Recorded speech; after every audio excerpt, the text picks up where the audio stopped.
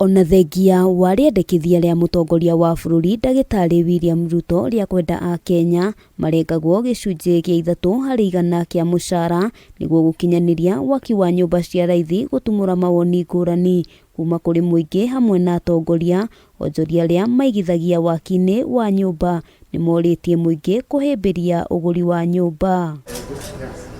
Ritana rĩrĩ rĩikĩtio nĩ kambuni ya waki na wendia wa manyumba Kaunti-ini ya Kiambu iria yuikaine ta Kigutha. Atongoria ayo makiuga nĩ harĩ bata muingi gũtaũkĩrwo umithio wa kwigwatira muciĩ. We have two options. We have got quarter acres and we've got half acres in different locations, and of course, as I said, we have created a room for play areas as well as made spaces for infrastructure, the usual infrastructure of roads, water, power, and social amenities. Kuringana na atongoria, kambuni ĩno nĩ atĩ nĩ maiguithanĩirie kũnyitanĩra na kũrutithania wĩra na bengi ya HFC nĩguo gũtigĩrĩra mũbango ũyũ nĩ wakinyanĩra na njĩra ya raithi. It was important to add value to the community, to the owners of the land, who are the shareholders.